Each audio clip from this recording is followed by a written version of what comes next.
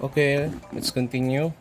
Let's proceed now to number 4. This is part 2 of our topic, division of line segment. So in part 1, in example 1, 2, 3, there are all examples of case 1. Let's try this. Number 4. If M is the midpoint of the line segment joining P sub 1, 5, 10, and P sub 2, find the coordinates of P sub 2. So again, this is case 1 because it involves a midpoint, meaning to say ratio is 1/2. And also in our previous lesson, midpoint formula, we can be able to solve this using the midpoint formula, x sub 1 plus x sub 2 over 2 for x coordinate, y sub 1 plus y sub 2 over 2 for the y coordinate of the midpoint, coordinates of the midpoint. So the midpoint is at 2, 5. P sub 1 is at 5, 10. So what we're trying to find here is the coordinates of P sub 2. Right. Okay. Let's try to graph. Ano tayo? 1, 2. 1, 2, 3, 4, 5. So the midpoint is at 2, 5.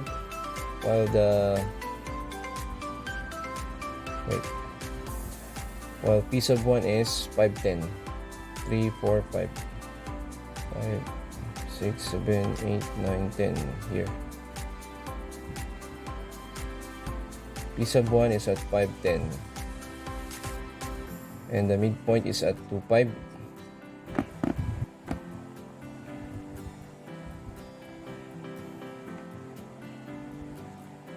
Then, what is now the value? Find the coordinates of P sub 2. So, here, P sub 2 will be on this part, right? And what are the coordinates of that P sub 2? Okay, let's try to solve. For x, we just multiply the midpoint by 2. Right? 2 times 2 minus the coordinates of x sub 1, which is 5. So 4 minus 5 is negative 1. Right? And for the y coordinate of P sub 2, we just multiply 5 by 2, which is 10. 2 times 5 minus the y sub 1 is 10. So 10 minus 10, y sub 1 is equal to 0. And x sub 1 is negative 1. So therefore, the coordinates of P sub 2 is negative 1, 0. Alright? Tama ba? 2 times 2, 4 minus 5. Negative 1. 5 times 2, 10. 10 minus 10, 0. So it's here. And so P sub 1 is at negative 1, 0. Okay? So, how can we solve this using our new lesson on the division of line segment? So, what we're trying to find here is P sub 2, which is at negative 1, 0. Yan, negative 1, 0. Well, P sub 1 is at 5, 10. So, when we're trying to apply division of line segment, the segment involved first is P sub 1 and M. And we're going to extend M.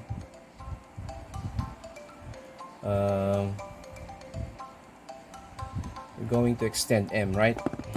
So how do we solve this?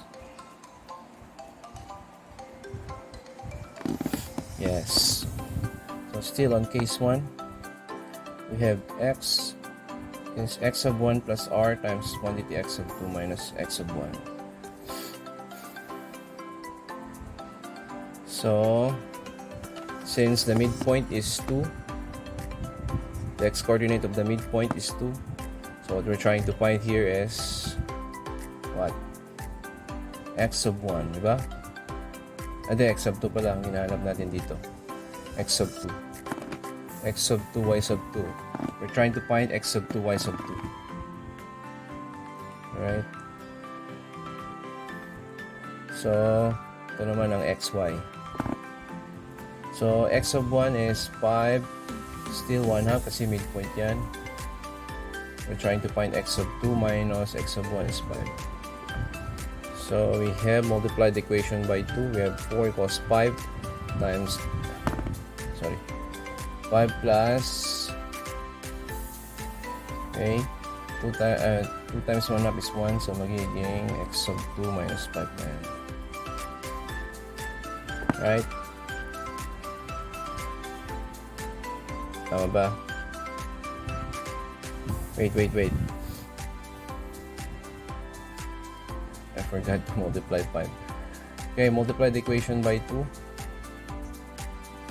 So we have 4 equals 10 plus X sub 2 minus 5. Okay. So to solve for X sub 2, we're going to subtract 4 minus 10 plus 5. So X sub 2 is equal to 4 minus 10 is negative 6 plus 5, negative 1. Ba?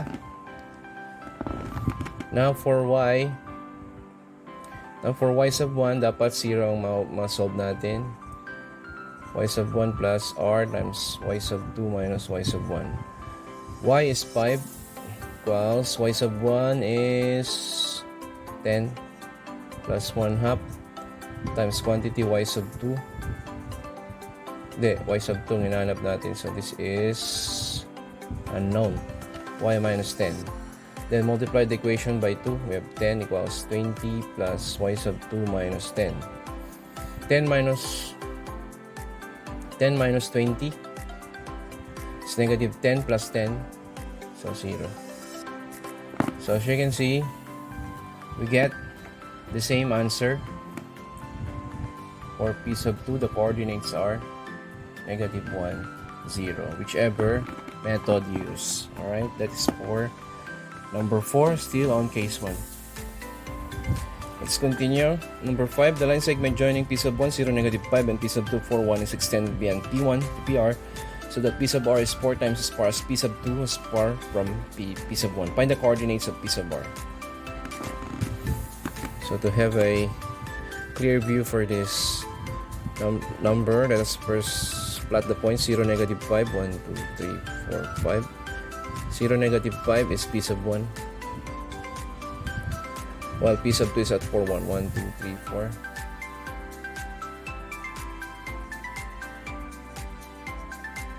Okay, connecting the points, we have line segment P sub 1, P sub 2. Now we're going to extend this line segment beyond where? Beyond P sub 1. Here. So if we're going to extend here, dapat excuse me. Dapat dito tayo, no? Sorry. Para extend kasi extend sa baba eh. So let's change position of the Cartesian plane. 1, 2, 3, 4, 5. 0, negative 5 is P sub 1. 1, 2, 3, 4, 1. While 4, 1 is what is this? P sub 2. So if we're going to extend this line segment beyond P sub 1, therefore this is case 3. Okay. So what is now our ratio? So if it's case 3, ratio is less than 0, dapat negative. So negative says here 4 times as far from P sub 2 as from P sub 1. So we're going to extend this here. So if we extend the P sub R is somewhere here. P sub R is 4 times as far from P sub 2 as from P sub 1. Then therefore the ratio is negative 1/3. Okay. Negative 1/3. Where did you get negative 1/3? Right. Okay, by 4 times. We're going to divide this into 4. 1, 2, 3. 1, 2, 3, 4, 5. 4 times as par sabi dyan, di ba? So, pag 4 times as par as P sub 2 as par from P sub 1, then R is negative 1/3. So, in short, pag 4 times negative 1/3. How about pag 5 times? Pag 5 times naman, negative 1/4. Pag na-extend 6 times, negative 1/5. Right? How about pag na-extend 2 twice? Negative 1 naman. How about pag na-extend thrice? Negative 1/2. So, yan yung kalakaran when we are talking about case 3. Right? It's always negative. And negative fraction. Alright, let's solve for the coordinates of P sub R. So, I repeat, pag 4 times, negative 1/3. Pag 5 times, negative 1/4. So, somewhere here on this part. Somewhere on here on this part. So, for x, we have x sub 1 plus r. X sub 2 minus x sub 1. X sub 1 is 0. Y sub 1 is negative 5. Kasi P sub 1 X sub 2 is 4. Y sub 2 is 1. Okay, for x, we have 0 plus negative 1/3. X sub 2 is 4 minus 0. So, x is 0 plus negative 1/3 times 4. Negative 4/3. Next, for y sub 1 plus r times x sub 2 minus x sub 1. Y sub 2 minus y sub 1, I should say. So, y sub 1 is negative 5 plus ratio, negative 1/3. Y sub 2 is 1 plus 5. 1 minus negative 5 is 1 plus 5. So, that's equivalent to negative 5 minus 1/3 times 6. Negative 5 minus 1/3 times 6, or negative 5 minus 2 is negative 7. So, therefore, the coordinates of PR is negative 4/3, negative 7. That means negative 1 and 1/3, 7. This is 5, 6, 7. Negative 1 and 1/3, 7. So, here, most probably here. So, P sub R is, so if it extended beyond P sub 1, case 3. If it extended beyond P sub 2, case 2 naman yun. Positive. Ratio is greater than 1. Okay? That's for number 5. Case 3 yan. So, I hope you understood problem number 5. Let's proceed to number 6. You can screenshot on this part for better understanding. Okay, let's proceed to number 6. Okay, let's go to number 6. A point C with the coordinates x, y is on the line through A, negative 4, 4, and B, 5, 2. Find the coordinates of C given that the segment AB is extended through B to C, so that C is twice as far from A as from B. First, let us plot the points. Points A, negative 4, 4, 1, 2, 3, 4. 1, 2, 3, 4. This is point A, negative 4, 4. How about B, 5, 2. 1, 2, 3, 4, 5. Here. Point B is 5, 2. Connecting the points, we form a line segment AB. Now, what we're trying to do here is to extend the segment through B to C, so that C is twice as far from A is from B. So extend natin yung B here. So somewhere along this part will be the coordinates. Excuse me. Somewhere along this part will be the coordinates of C. Yan. Dito. Along the x-axis, or maybe in the quadrant 4. So, meaning to say, we're going to extend AB through B. Therefore, this is case 2. then r is greater than 1. Then from the word twice, r is equal to 2. Okay? So r is equal to 2. Pag case 1, 0 between 1 yung ratio. Pag case 3, negative. Negative, most probably a fraction. Negative. So, x sub 1, y sub 1, x sub 2, y sub 2. Let us now solve for x. Okay, for x sub 1 plus r times x sub 2 minus x sub 1. X sub 1 is negative 4 plus 2 times x sub 2. 5 plus 4. Okay. 5 plus 4 because 5 minus negative 4 is 4. So negative 4 plus 2 times 9 is 18. So x is 14. How about for y? Ako, hindi na yata kasya. For y, we have y sub 1 plus r, y sub 2 minus y sub 1. Y sub 1 is 4 plus 2 times y sub 2 minus y sub 1. 2 minus 4. 4 plus 2 times negative 2 is negative 4. So 0. So therefore point C has coordinates 14, 0. So 5, 6, 7, 8, 9, 10, 11, 12, 13, 14. So this is now the coordinates of C. Ito, the coordinates ng C. So if it is extended, yan. So medyo hindi lang tayo straight, medyo hindi straight. Ayan. So as you can see, the segment AB is extended beyond B through C, so that C is twice as far from A as from B. So the coordinates is 14, 0. That's an example for case 2. Okay, screenshot on this part for better understanding. Next, let's proceed to number 7 and number 8. Let's proceed to our last number. Find the trisection points of the line segment whose endpoints are at A, negative 6, negative 2, and B, 9, 10. So we have already shared examples for case 1, case 2, case 3. So pag case 1, the ratio is between 0 and 1. For case 2, the ratio is greater than 1. For case 3, it's negative. Most probably a fractional negative fraction. So how about this? Find the trisection points of the line segment whose endpoints are at negative 6, negative 2, and B, 9, 10. Ayan. 1, 2, 3, 4, 5, 6, negative 6.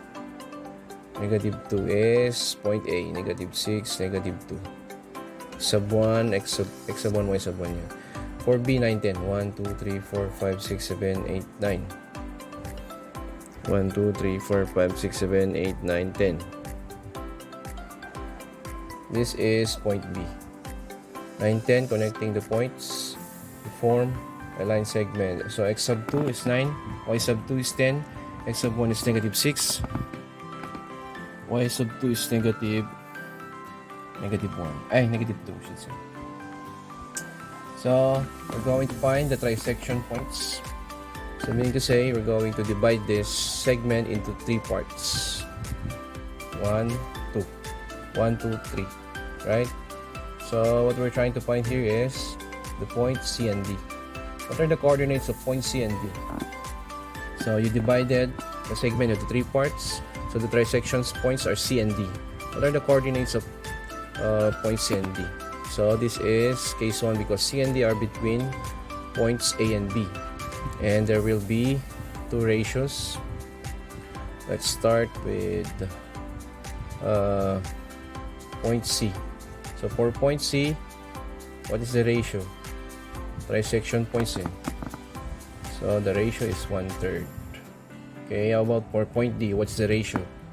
Ratio is 2/3. Okay, 1/3, 2/3, 3/3, or 1/2. So let's start with point C. X. You know the formula, x sub 1 plus r times x sub 2 minus x sub 1. So x sub 1 is negative 6 plus 1/3.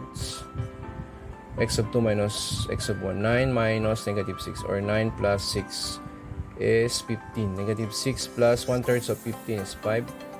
So therefore x is negative 1. How about for y in point C? Y sub 1 is negative 2 plus 1/3, 9 plus 6. Y sub 2, 10, 10 plus 2 or 12. So the answer is negative 2 plus 1/3 of 12, 4. Negative 2 plus 4 is 2. So tama. Yun, dito ang point C. Point C is at negative 1, 2.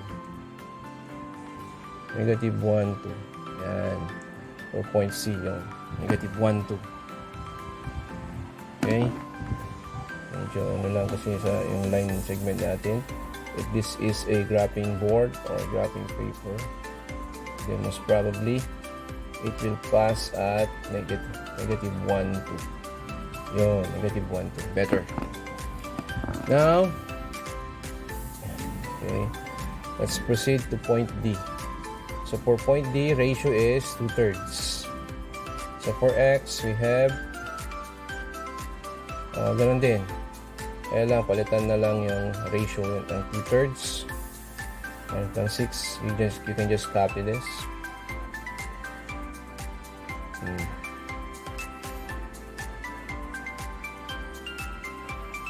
Well, that's for point C. So we have negative 6 plus 15 times 2/3 is 10.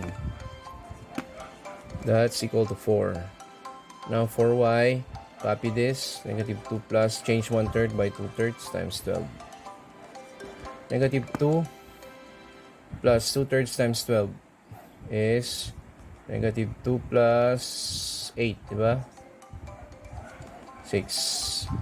So therefore, the coordinates of D is 4, 6. Diba? 1, 2, 3, 4, 5. 1, 2, 3, 4. 1, 2, 3, 4, 5, 6. Tama, eksakto. 4, 6. 4, 6, the coordinates of point D. While the coordinates of point C, negative 1, 2. Okay, that is how we find the trisection points of the line segments. This is case 1. How about if we are trying to find the quad section, yung divide the line segment into 4 parts. That means your ratio will become 1/4, 1/2, and 3/4. So, yun. So that ends our topic on the division of line segment. So I think you are now ready to answer your last or module in analytic geometry for week 5. Okay. I hope you learned something today. Goodbye and thank you very much.